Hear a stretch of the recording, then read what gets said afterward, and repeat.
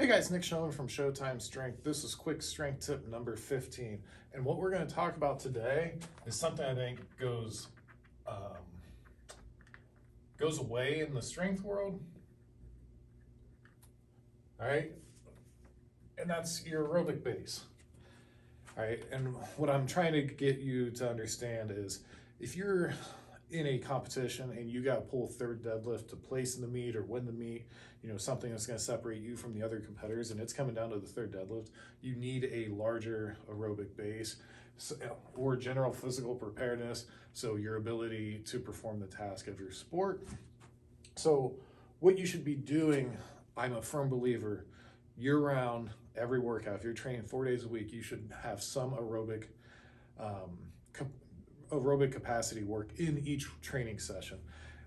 There was times where that might just be, the pace that we did our box squats. There's times at Westside we would set up the squats exactly how we needed it to be, set the deadlifts up before we needed it, and we'd get our squats done in about 15 to 16 minutes for 4 people. Go deadlift, that'd be done in 5 to 10 minutes. So in well under a half hour, we already got our 2 main movements done. Then we pick like 3 exercises to group together for accessories, and that was it. And then we drag a sled a few times, and that was our whole workout. And that's really only about 45, 50 minutes when you're really looking at the whole workout. All right, so let's look at, if you're a competitive lifter, I think it's worth noting you should be sticking to lower impact aerobic choices. So what we'll say is sled drag, rower, loaded carries, so that could be farmer's walk, sandbag carries, wheelbarrow carries, hex bar carries, anything like that. Prowler, which I just wouldn't get too carried away on the prowler with weight or length of the trip.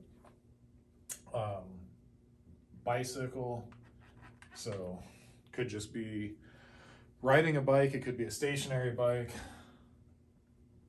Walking with a weight vest, that's a great one. Oh, and battle ropes.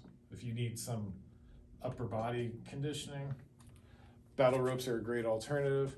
All right, so those are some really good alternatives for your aerobic work. Just throw it in 10 to 15 minutes at the end of each training session, and you're gonna have a huge compounding effect in your training for the next time you go to a competition. If you guys have any questions or comments, please leave them below.